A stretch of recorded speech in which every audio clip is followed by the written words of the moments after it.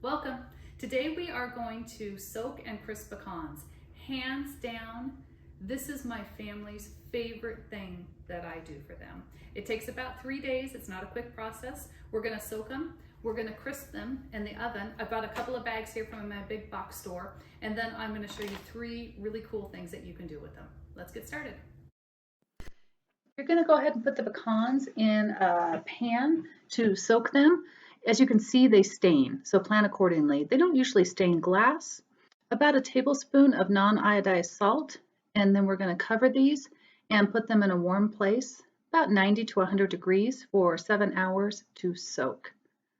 I'm going to drain these when they're done soaking in my stainless steel sink. If you have a white sink, you might consider draining them in a different sink.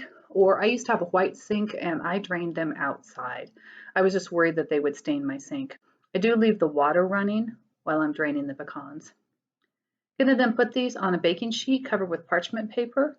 I've got my oven on warm, or you can use your oven's lowest temperature setting. I'm going to stir them about every 12 hours or so. They take a day or two to get fully crisp. They'll be crisp to taste, and then you can also snap a couple in half. When little pieces break off, when you snap the pecan in half, then they're done.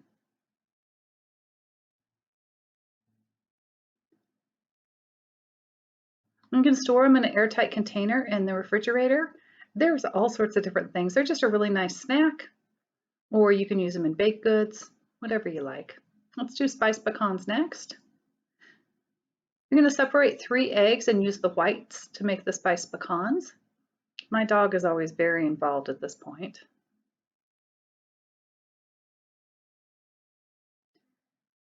You're going to whip up the egg whites until they're thickened and foamy.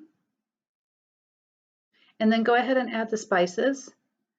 When I'm making this, normally I don't use maple sugar, but these are for my husband. He likes them a little bit sweeter, so I just sweeten them up a little bit more. I'm going to mix this till it's well combined.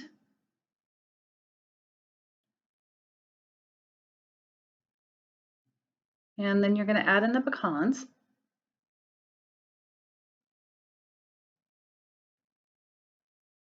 Stir them until the pecans are well coated. I actually have 8 cups of pecans here. This is one entire bag from my big box store. If you just do the 4 cups that's called for in the recipe, you could do it on 1 cookie sheet, or you could still use 2 cookie sheets and separate them out a little bit more. They do tend to stick together. I've got my oven on the warm setting again. And if you don't have a warm setting, just use the lowest temperature setting for your oven. These take about 4 to 8 hours. Just crisp them to taste, however you like them. And then you'll store them in the refrigerator.